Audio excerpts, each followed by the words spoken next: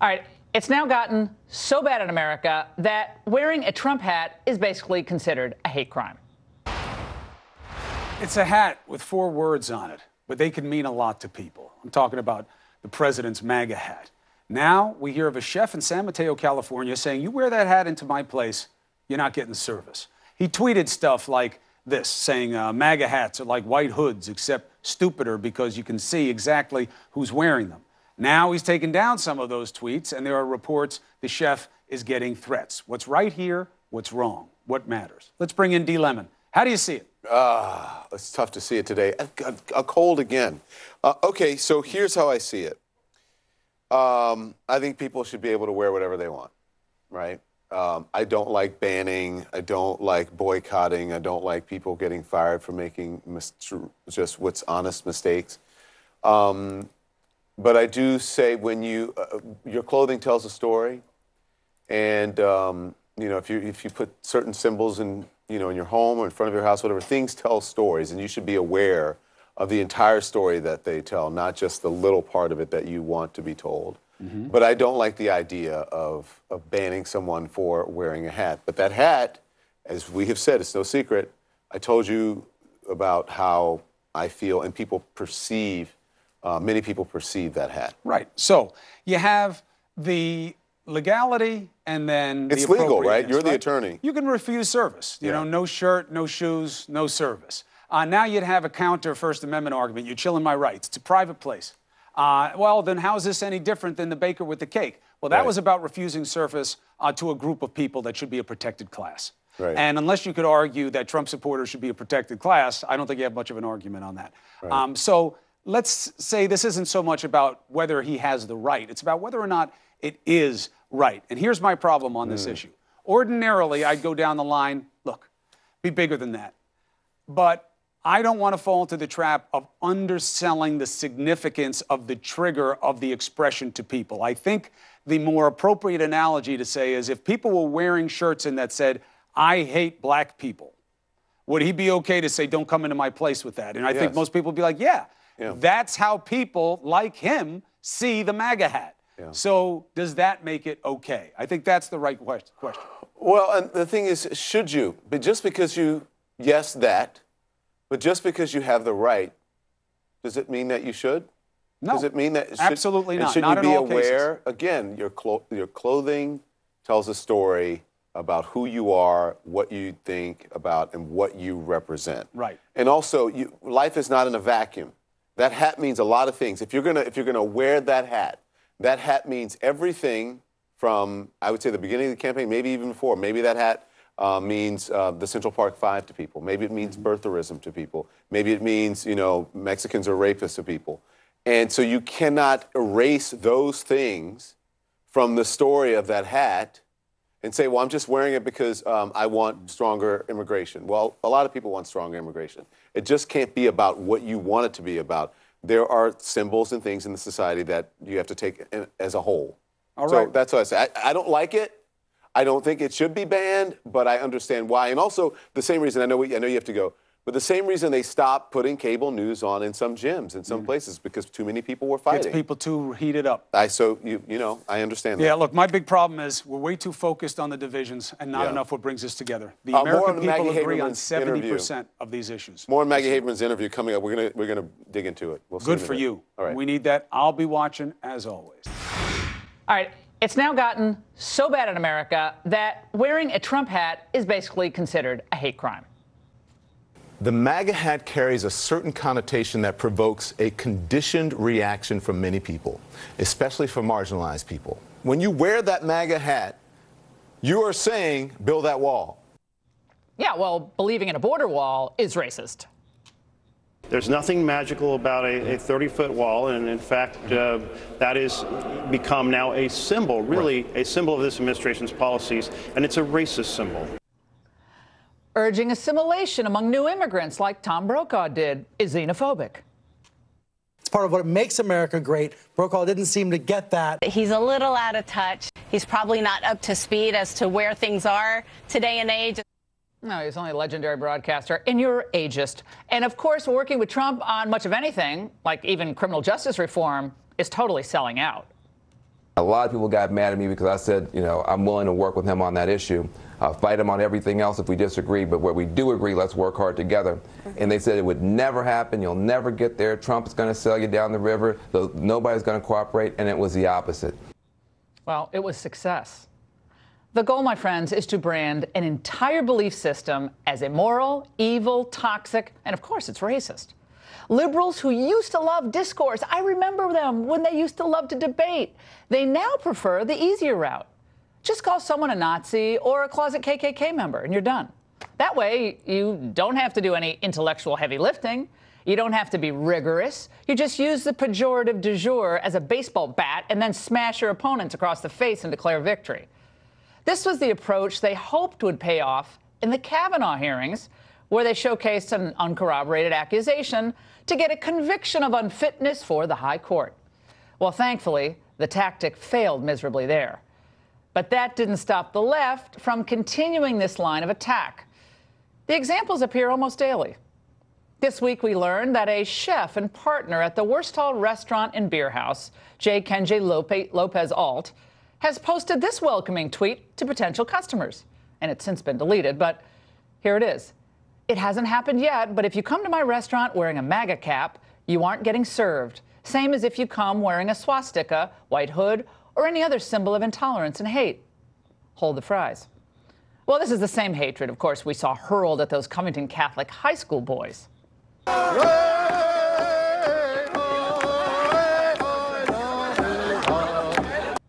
That's catchy. Actually, I'm getting to like that tune. Well, like lightning, the media instantly branded them as MAGA-hatted racists, products of an evil religious education who dared to disrespect this Native American protester. Only later did we learn that it was the kids who had been harassed and confronted by adults. They were guilty of only standing their ground with respect and grace, MAGA hats and all. Well, now there's a new MAGA incident, don't you know? Again, the media is rushing in to judgment before all the evidence in. Last Tuesday, Empire actor Jussie Smollett claims that he was walking home at 2 a.m. on the freezing cold streets of Chicago when he was assaulted. Two assailants allegedly beat him, poured a liquid on him, shouted racist and homophobic slurs. And then they put a rope around his neck. Authorities have been investigating and scouring surveillance video of the area. They see Smollett walking into an apartment complex with a rope around his neck, but no evidence, video evidence, of the assault. According to Fox 32 reporter Raffer Weigel, Chicago PD and the Chicago FBI have been working round the clock and have found nothing to support the accusations.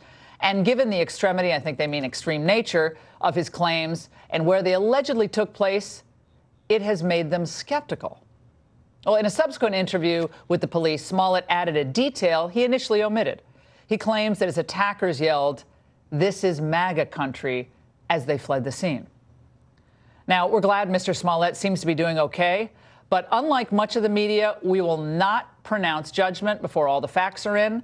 We're not going to entertain all these conspiracy theories on the internet. I find all of it hideous.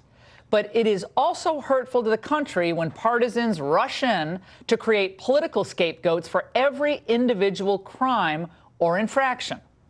Reality is often more complicated than that.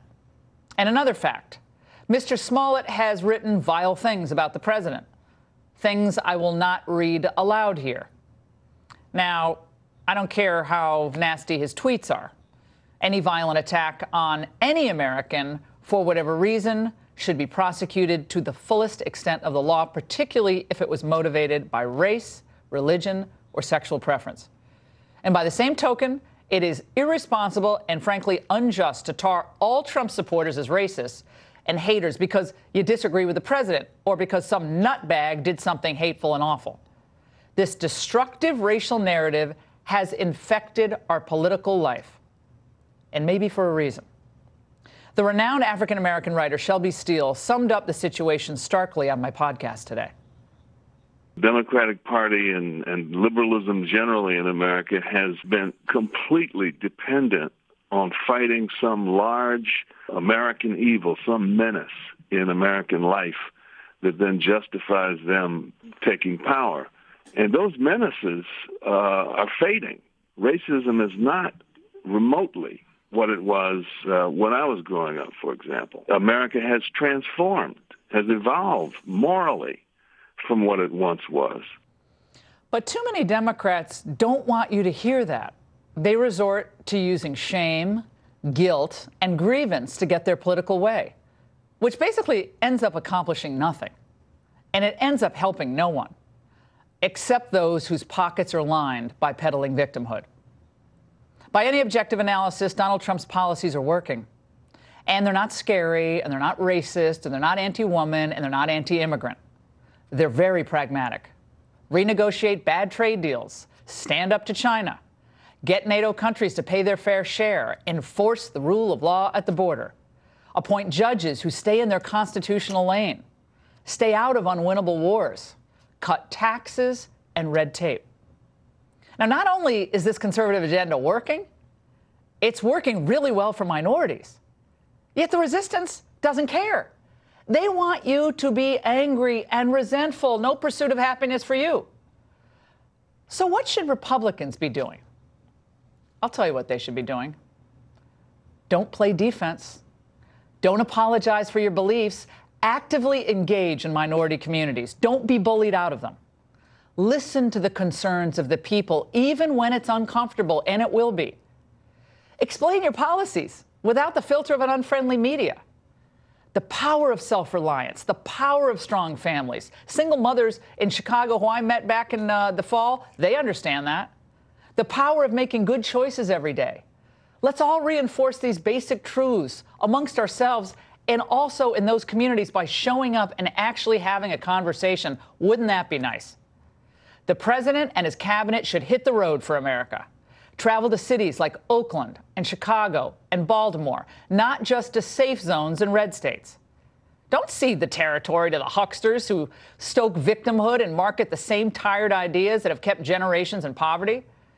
And as for those red hats, well, I'd continue to wear them whenever and wherever you like.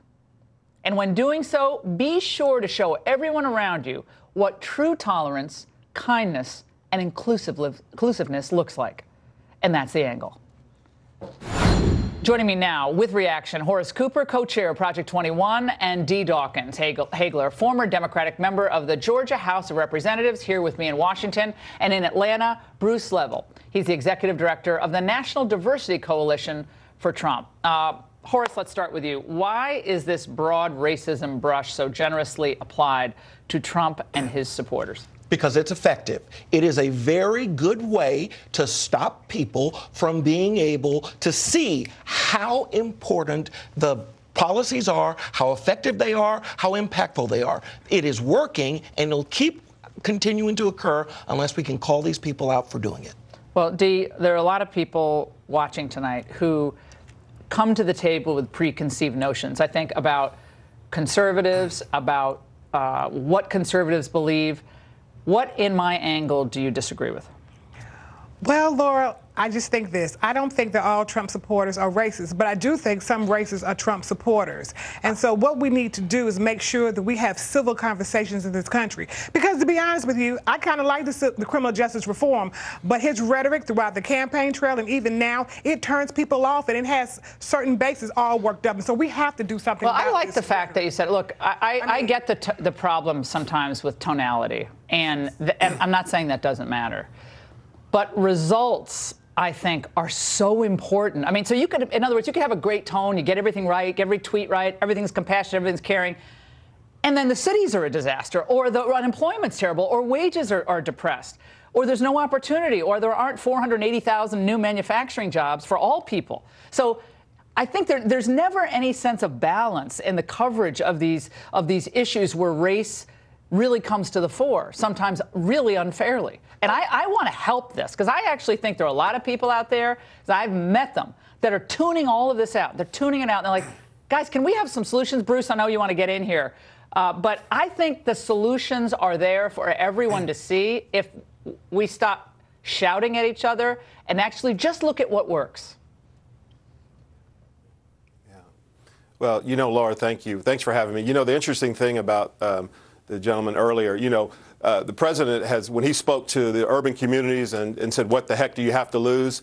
You know, you got to remember, most of these cities and counties and municipalities were under Democrat rule for over 40, 50, 60 years.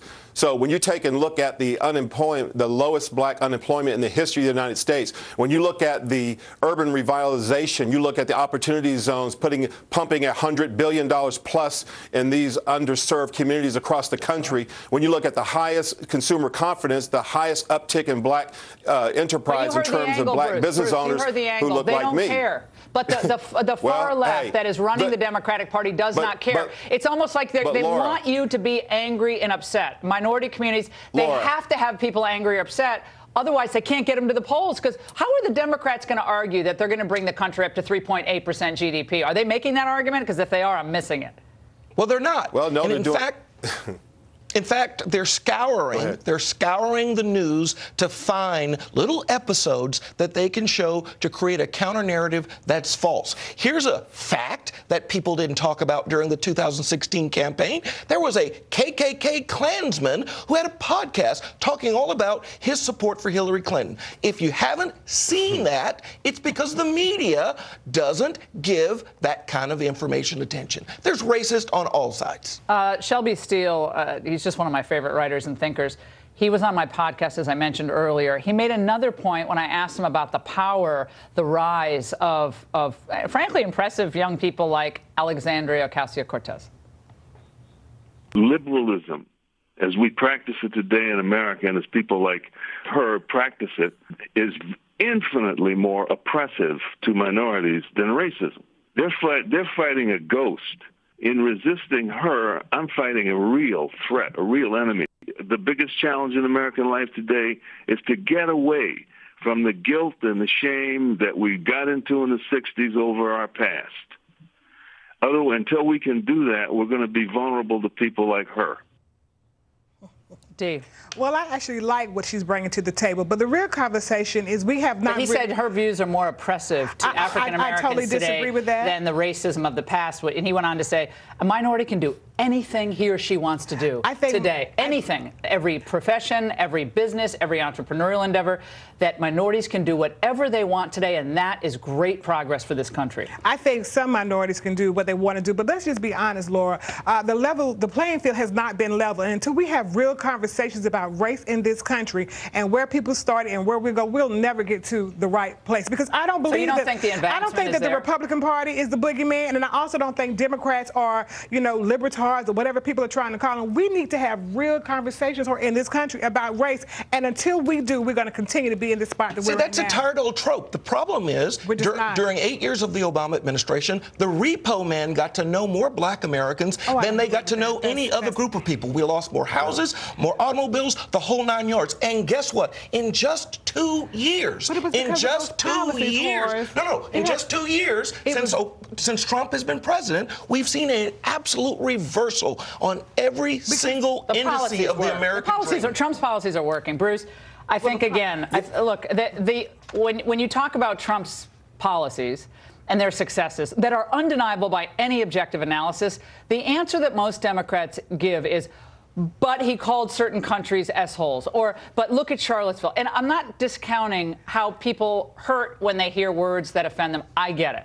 But you also have people like even Joe Scarborough, who basically can't stand Donald Trump. And I think we have the soundbite. He and the new cat who wrote the book about Trump, the staffer I've never heard of, Cliff Sims or Craig Sims. I don't even know. What's his name? Cliff Sims. All right. So they're not big fans of certain Trump things, but they both said the same thing about the man. Let's watch. For instance, we saw him for 12 years behind closed doors. Never, ever once, I'll say under oath, I'll put into an affidavit, never once heard him say anything close to being racially insensitive. Never once. I've known him for 18 years. I will completely concur. Obviously, Bruce, you wouldn't be working for someone who was racist, and no one that I know who works in the White House would be working for someone who's a racist. No. So now where does the left go? Where does the left go with that? I don't know where they're going to go, Laura. I will tell you this. I've been with the president since 2015, and I can tell you The left has always been used the race card, as I call the real voter suppression, to intimidate brown folks like me across the country, to keep us from looking at the ideas of free enterprise and a free enterprise that we can grow a business, that people who look like me. Laura, I've been a business owner for 27 years out here in Atlanta, and I can tell you the best job growth that we've ever had is this president. This president, and I quote this, is the best president in the history of the United States for Black America. Yes, I said that. There are more movement going on in terms of banking now for the urban community. Just for example, you go to most of the urban communities, the gas stations, the cleaners, the Popeyes fried chicken stores, they're not even owned by Black America. With this president, Laura, with the urban revitalization and the consumer confidence that's going into this urban market, you will see more and more people who look like me in these communities who will be the job owners, who will be the job creators, who will go out and then cultivate and have their own grocery stores. For once, this president has the plan. We have to stop getting off all this emotional stuff. Black America, stop being emotional. Pay attention to the numbers, the strongest GDP growth, the strongest job unemployment in the Black history. Stunning. So these are the things right here we look at, not the emotion. You want to be. Yeah, Mark Cuban was saying the market was going to. Yeah, if you want to feel good, go to the spa. Yeah, it's up 6,000 points for 2 years ago. You can't deny the relative growth, particularly for Black Americans. But it started because of Black Obama. Americans. So that's the line. That is not true. Yes, it is true because it is true because you have to understand that when Bush was the president, the country tanked, and then the economy began to turn around. Let's just be honest. I don't just think he's coming in 2 years. Hold on, let the economy finish, then you can increase like that. Come on. 4 of the records for worst employment for Black Americans happened under Barack Obama. 5 of the best records for Black America have happened under Donald Trump. All right, now, Bruce. you can't deny that. All right, Bruce, I mean, I just keep going back to if Obama had all the answers, and if he was, then why didn't he, when he said none of these manufacturing jobs were coming back, it's like, what is Trump going to wave a wand and they're all going to come back? Well, 480,000 jobs have been created or brought back to the United States because of his policies. Some of them are leaving now. 480,000. And you know, if Obama was so great, why didn't he renegotiate NAFTA? He said he was going to do it. He never did. Why didn't he do criminal justice reform? And he told us. He said he was going to do it and never did. He didn't do criminal justice reform Laura, you know why? He wouldn't. The Republicans wouldn't call it on the Senate floor. Is why they wouldn't do criminal justice reform. The reason why is because President Trump, candidate Trump at the time, promised the American people that he would not entertain pay to play. The system for decades and decades have been wheeled and dealt with. This president is not beholden to anyone, and everyone that was in the beginning of the campaign that tried to use his name or to make a profit end up in trouble. We are the real people who stand with the president from the beginning because he's promised the American people he would not be beholden to special interests and lobbyists, and that's what everyone's angry about because he will not sell out the American people, by the people, for the people, Laura. That's who we are. D, last word. Well, I'm just saying, I wouldn't be so happy to be with him. Most of his campaign team is being indicted, so I don't even know if that's a good thing to talk about. Here we go. It's the truth. The truth is the truth. Most of it was Barack Obama who told us that if Trump was elected, the end would come. He was wrong, and it's great. They all say that. We hope that Jesse Smollett is okay too. That whole thing. The real 2015 Trump people, like myself and millions of us who were there from the beginning, we are in it to help this president. We are in it to make this country successful. We did not get in it, promise of a job and all that. Everyone that gets in trouble, we're wheeling and dealing on the side, and we're not taking care of the president. They were thinking about themselves, and yes, they deserve to go to jail because they should have never been playing on the side and stuck to their word. Okay, we got to go. Bruce, got to go. I love this panel, love this debate, love the fact that D is here. Good for you for being here. We're going to continue this conversation, by the way.